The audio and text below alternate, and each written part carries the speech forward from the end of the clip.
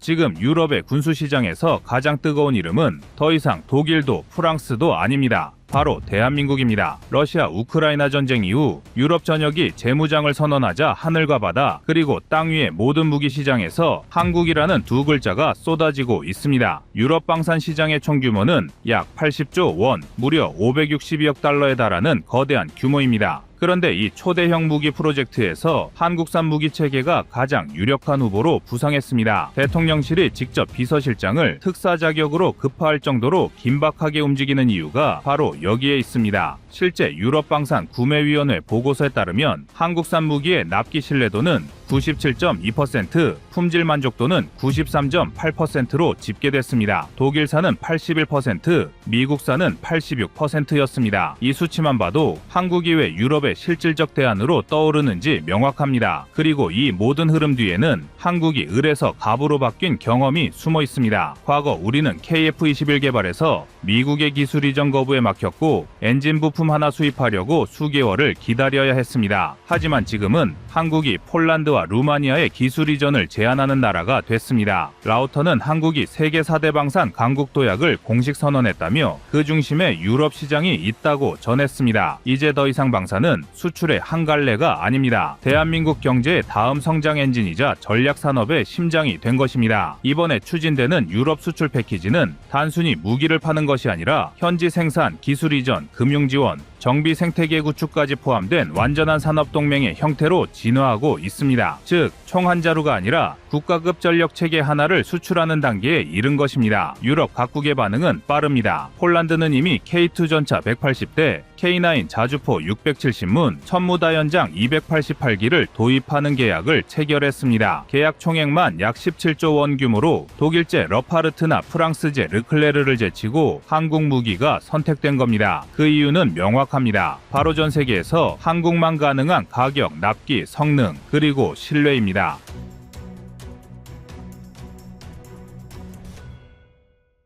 폴란드 국방부 관계자는 한국은 우리가 서류상으로만 보던 일정을 실제로 지킨 유일한 나라였다고 평가했습니다. 그리고 지금 유럽 전역이 한국을 폴란드 모델로 바라보고 있습니다. 루마니아는 이미 K9 자주포 도입 계약에 1조 4천억 원을 마쳤고 300대 이상의 흑표 전차 추가 도입을 검토 중입니다. 스페인은 이스라엘산 다연장 로켓 계약을 취소하고 한국의 천무를 대안으로 검토하고 있으며 프랑스와 노르웨이, 핀란드까지 한국 방산업체와의 협상을 진행 중입니다. 이는 단순한 바이어의 관심이 아니라 유럽이 미국과 독일의 독점 체계에서 벗어나고자 하는 전략적 선택이라는 점에서 의미가 큽니다. 블룸버그는 최근 분석에서 한국의 방산산업은 2022년 이후 수출액이 140억 달러를 돌파했으며 유럽에서 가장 빠른 성장세를 보이고 있다고 전했습니다. 실제로 한화, 현대로템, LIG, 넥스원, 카이 등 국내 4대 방산기업은 국산화율 95% 이상의 기술 독립구조를 기반으로 유럽 시장을 빠르게 장악하고 있습니다. 이제는 유럽이 한국 무기를 수입하는 시대가 온 것입니다. 한때 한국이 무기를 만든다고 라며 비웃던 서방 언론이 이제는 한국산 무기 체계를 세계에서 가장 현실적인 대안이라 부르고 있습니다. 특히 K2 전차의 디지털 사격 통제 시스템, K9A2 자주포의 자동장전 장치, 천무다연장의 80km급 정밀유도탄, 그리고 장보고3 배치2 잠수함의 리튬이온 배터리 기술은 유럽 주요국의 기존 체계를 기술적으로 압도하고 있습니다. 이제 유럽이 미국이 아닌 한국을 선택하는 이유는 분명합니다. 미국은 여전히 정치적 조건과 기술 이전 제한을 걸고 독일은 납기가 느리며 프랑스는 유지비가 높습니다. 반면 한국은 가격은 절반, 납기는 3분의 1, 기술 이전은 100% 개방입니다. 게다가 하나오션이 제시한 장보고3 배치2급 오르카 잠수함 제한선은 독일 타입 21이 CD보다 장기작전 능력에서 27%, 수중 지속 시간에서 40% 더 높다는 평가를 받았습니다. 이 잠수함만 해도 8조 원 규모의 사업으로 올해 안에 사업자 선정이 예정돼 있습니다. 한국이 이렇게 빠르게 유럽 시장의 중심으로 올라선 데는 그만한 이유가 있습니다. 불과 몇 년 전까지만 해도 한국은 갑질을 당하던 쪽이었습니다. KF-21 개발 당시 미국은 한국이 KF-21을 개발하다 자신들에게 손을 빌릴 것이라 예상했고 유럽은 한국의 독자 개발을 의심했습니다. 그러나 현재의 결과는 그들의 생각과는 정반대로 돌아가고 있습니다. 국방과학연구소와 카이, 한화시스템이 손잡고 10년 만에 독자 에이사 레이더를 개발하며 이 벽을 스스로 부셨습니다. 그때 좌절과 분노 그리고 이를 기술로 뒤집은 경험이 지금의 방산 수출 성공을 이끌어낸 원동력입니다. 유럽 각국의 군사구매 담당자들은 이제 한국을 갑을 관계의 공급자가 아닌 전략적 파트너로 대하고 있습니다. 폴란드의 K2PL 현지 생산 라인과 루마니아의 K9 조립 공장 설립 논의는 바로 그 상징입니다. 과거엔 기술 이전을 구걸했지만 지금은 우리가 기술을 이전해주는 입장으로 역전된 것입니다. 2024년 기준 방산 수출액은 195억 달러, 올해 목표치는 250억 달러입니다. 이 추세라면 2030년엔 연간 400억 달러, 누적 300조 원 규모의 수출 산업으로 성장할 전망입니다. 이는 조선 반도체, 자동차에 이은 대한민국의 네 번째 성장 엔진이 될 수 있습니다. 이번 유럽 80조 원 프로젝트의 성공은 한국이 세계 무기 시장의 중심으로 진입하느냐 아니면 여전히 부품 공급국에 머무르느냐를 결정짓는 분수령입니다. 유럽은 지금 현실적인 전쟁 준비를 하고 있습니다. 그동안 서류 속에서만 존재하던 유럽 방위 공동체는 러시아의 총선과 함께 깨어났고 각국은 자국의 무기고를 열어보며 절망했습니다. 낡은 M109, 부품이 끊긴 레오파르트, 정비 대기 중인 프랑스 자주포들, 나토 회원국 중 절반 이상이 즉시 투입 가능한 포병 전력이 40% 미만이라는 보고가 나왔습니다. 디펜스 뉴스는 유럽의 최대 약점은 돈이 아니라 속도라고 지적하고 있습니다. 미국은 우크라이나 지원으로 생산 라인이 막혀 있고 독일은 환경 규제로 공장 가동률이 떨어졌습니다. 그 틈을 정확히 파고든 나라가 바로 한국입니다. K2 흑표, K9 천무, 장보고 3 그리고 FA50 이 5체계는 이미 유럽 방산시장 판도를 바꾸는 5대 수출 패키지로 불립니다. 이전까지만 해도 K9 자주포 말고는 이렇다 할 방산 품목이 없었습니다. 가끔씩 FA50이 수출되면 대서특필됐고 천무가 수출되면 이 또한 마찬가지였습니다. 하지만 이제는 K9이었던 품목이 어느새 5대 전략무기로 늘어나고 있으며 그 확장세는 지금도 진행 중입니다. 하나오션은 폴란드의 오르카 잠수함 사업에 장보고 3 배치2 기반 제안을 제출했는데 리튬이온 배터리 탑재로 자망 지속시간이 기존 독일 2일이 CD보다 40% 길고 수중작전 지속시간이 30일 이상입니다. 이 기술은 독일, 일본을 제외하면 구현한 나라가 없습니다. 폴란드 해군 관계자는 자망 지속력에서 한국이 독일을 앞섰다고 언급했으며 이는 유럽 잠수함 시장 판도가 뒤집힐 수 있음을 의미합니다. 또한 루마니아는 이미 2025년 9월 자주포 사업에서 한국산 K9을 우선 협상 대상으로 확정했습니다. 루마니아 국방부가 공개한 평가표를 보면 K9이 이탈리아의 M109L, 프랑스 카이사르보다 점수를 높게 받은 항목이 탄약 자동화율과 정비 소요 시간이었습니다. K9의 정비 주기는 800km, 카이사르는 400km에 불과합니다. 유지비까지 감안하면 루마니아군이 K9 한 대를 20년 운용할 때 드는 총 비용은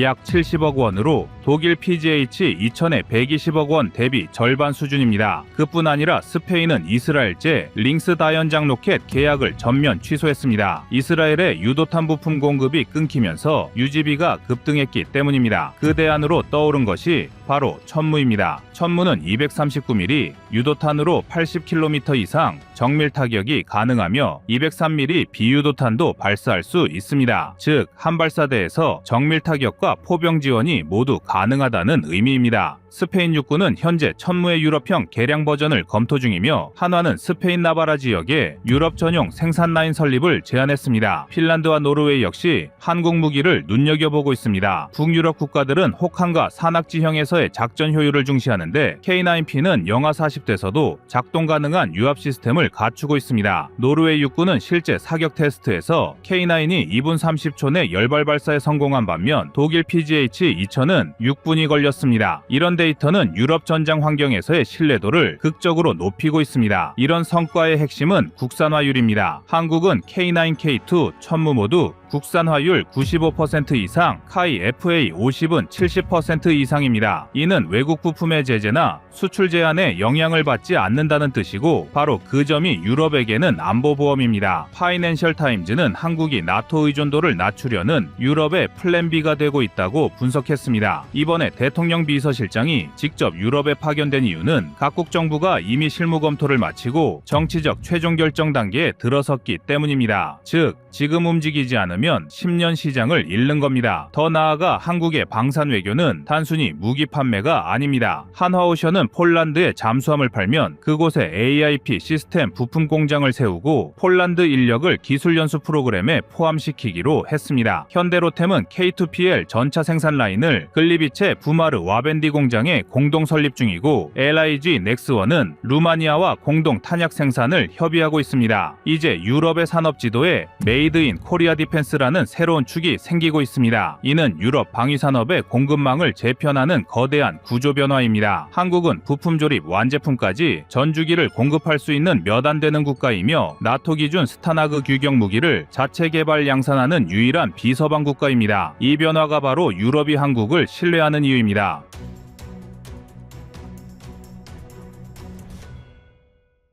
다음은 25년 7월 11일 스웨덴, 스페인 한국 자주포 도입 검토 영상입니다. 스페인은 1970년대에 도입한 M109A2 자주포를 아직까지 운용하고 있습니다. 이는 유럽 국가 기준으로 봐도 매우 낙후된 수준입니다. 하지만 이번에는 다릅니다. 해병대용 34문, 궤도형 자주포 128문, 차륜형 자주포 80문 이상을 계획하고 있습니다. 그런데 이 모든 걸 한 번에 패키지로 구매하겠다는 계획이 나왔습니다. 규모로 보나 전략으로 보나 이전에 없던 유례없는 물량입니다. 반면 스웨덴은 이미 자국 기술로 아처라는 자동화 자주포를 개발해왔죠. 전 세계가 주목한 자동화, 고속장전, 2명 운용이 가능한 하이엔드 무기였습니다. 그런데 그 스웨덴이 이제 와서 우리에겐 궤도형 자주포가 필요하다고 말하기 시작했습니다. 이건 무슨 의미일까요? 답은 단순합니다. 유럽의 겨울입니다. 눈 덮인 들판에서 바퀴 달린 장비가 기동할 수 없다는 건 이미 우크라이나에서 충분히 증명됐습니다. 아무리 장비가 좋아도 눈 속에서 멈추면 철덩어리에 불과하다는 걸 스웨덴군이 뼈저리게 체감한 겁니다. 그래서 스웨덴은 현재 자국 무기를 넘어서서 외산 궤도형 자주포를 들여오려 하고 있습니다. 그리고 그 중심엔 대한민국의 K9 자주포가 다시 한번 떠오르고 있습니다. 재미있는 건 스페인과 스웨덴 모두 독일산 PGH-2000 자주포는 이미 저해 대상으로 보고 있다는 점입니다. 성능은 뛰어나지만 생산이 너무 느립니다. 포신 하나 만드는 데만 3년이 걸립니다. 실전에서 그걸 기다릴 순 없죠. 이와는 대조적으로 대한민국은 8개월 만에 포신을 양산해냅니다. 이미 폴란드와 루마니아, 노르웨이, 핀란드 등에서 실전 배치까지 끝냈고요. 이게 바로 스페인과 스웨덴이 K9을 주목할 수밖에 없는 이유입니다. 또한 K9A2에 탑재된 자동화 무인 포탑이 탑재되는데요. 사실 처음에는 영국과의 협업을 염두에 두고 개발된 시스템이었습니다. 그런데 지금은 오히려 유럽 전역의 수요를 포섭하는 핵심 무기로 떠오르고 있죠. A2형은 단 2명의 승무원만으로도 360도 회전 타격이 가능하고 목표 인식 속도가 기존 모델 대비 30% 이상 빨라졌습니다. 이건 실제 훈련에서도 입증됐습니다. 게다가 스페인은 현재 이 무인 포탑 시스템을 자국의 전술 차량에 통합할 계획도 세우고 있습니다. 단순한 무기 구매가 아니라 방산 협력과 기술 이전까지 고려한 전략적 제휴라는 점에서 대한민국의 이점은 절대적입니다. 이제 상황은 이렇게 정리됩니다. 유럽은 다시 포병의 시대로 회귀하고 있고 미국과 독일이 빠르게 공급할 수 없는 상황에서 대한민국이 공급 능력과 기술 우위 두 가지를 모두 갖춘 유일한 국가로 떠오르고 있습니다. 이게 바로 K9 자주포가 유럽을 휩쓸고 있는 이유입니다. 이제 본격적으로 들어가 보겠습니다. 스페인은 현재 자주포 전력 현대화를 세 가지 방향으로 나눠 추진하고 있습니다. 차륜형, 궤도형, 그리고 다연장 로켓 시스템. 이게 단순한 전력 보강이 아닙니다. 스페인은 나토 회원국 중에서도 해병대의 해외 파병 능력을 강조하고 있는 국가입니다. 즉 자국을 방어하는 차원을 넘어서서 공격형 방어 전력을 목표로 하고 있다는 뜻이죠. 먼저 궤도형 자주포 도입 사업은 총 128문이라는 엄청난 물량을 보여줍니다. 이건 그냥 교체 수준이 아닙니다. 현재 보유하고 있는 M109A2 90여 문보다도 훨씬 많은 수치입니다. 탄약 보급 차량, 지휘 차량, 정비 차량까지 모두 포함한 패키지 도입으로 예정되어 있으며 전체 사업비는 최소 3조 원 이상, 많게는 5조 원까지 추정됩니다. 여기서 핵심은 스페인이 독일제 PGH-2000 자주포를 도입 후보에서 사실상 제외했다는 점입니다. 이유는 명확합니다. 독일은 아직도 전시 기준 대량 생산 체제로 전환하지 못하고 있고 포신 하나 양산에만 3년이 걸릴 정도로 생산 병목 현상이 심각합니다. 반면 한국은 불과 8개월이면 포신을 대량 생산할 수 있는 체계를 갖추고 있죠. 이건 실전 투입 시기와 직결되기 때문에 스페인에게 매우 중요한 변수입니다. 그리고 K9 자주포의 A2형은 단순한 구형 개선판이 아닙니다. 무인 포탑이 적용돼 조종수 2명만으로 작동이 가능하고 표적 자동 추적, 자동 탄약 장전 시스템, 고속 기동성이 핵심 장점입니다. 특히 155mm 자주포임에도 불구하고 40km 이상의 사거리와 360도 회전 사격 능력을 갖추고 있어 기습 방역에서 압도적인 효과를 발휘할 수 있습니다. 스페인의 경우 해병대용 자주포 34문도 별도로 도입 예정입니다. 해병 상륙전에서 포병 화력은 전진 배치가 가능해야 하기 때문에 기동성과 경량화가 필수입니다. 그래서 독일의 RCH-155와 K9의 차륜형 파생형이 유력 후보로 꼽히고 있는 것이죠. 여기서 대한민국이 한 가지 강점을 갖고 있는 이유는 바로 한화에어로스페이스의 개발 계획입니다. 현재 한화는 K9A2의 무인 포탑 기술을 바탕으로 차륜형 자주포도 병행 개발 중입니다. 이게 의미하는 바는 단순합니다. 스페인에게 궤도형, 차륜형, 무인 포탑 이 세 가지를 모두 단일 국가에서 패키지로 제공할 수 있는 유일한 파트너가 바로 한국이라는 겁니다. 그리고 이건 계약뿐 아니라 향후 기술 이전, 현지 생산, 그리고 장기적인 방산 협력까지 이어질 수 있는 기반이 구축됩니다. 한편 스웨덴은 상황이 조금 다릅니다. 스웨덴은 전통적으로 자국 무기 기술에 대한 자부심이 높고 오랫동안 독립적인 무기 체계를 구축해온 국가입니다. 아처 자주포 역시 그 자존심의 상징 중 하나였죠. 하지만 우크라이나 전쟁은 그 자존심에도 균열을 일으켰습니다. 눈이 무릎까지 쌓이는 겨울 전장에서 차륜형 자주포는 기동이 불가능하다는 점을 실전에서 입증하게 된 겁니다. 스웨덴이 주목한 점은 간단했습니다. K9 자주포는 노르웨이와 핀란드가 이미 다량 도입해 사용 중이며 합동훈련에서도 완벽하게 작동했다는 사실, 그리고 눈 속에서도 기동성이 보장된다는 점, 이건 북유럽 전장 환경에서 생존성과 운용성을 동시에 증명한 사례입니다. 그래서 스웨덴은 현재 궤도형 자주포 도입을 위해 독일의 PGH-2000과 K9을 비교 검토하고 있으며 1차로는 40문 이상 도입이 유력합니다. 여기에 스웨덴 국방부는 다연장 전력 강화도 동시에 고려 중인데 하이마스 대신 천무의 도입 가능성이 점점 부각되고 있습니다. 이 역시 한국산 패키지 무기의 경쟁력이 드러나는 부분입니다. 여기서 중요한 건 정치적 변수입니다. 스웨덴은 독일과의 안보 및 방산 협력이 깊은 편이지만 K9은 기술적 측면뿐 아니라 납기, 유연성, 비용 측면에서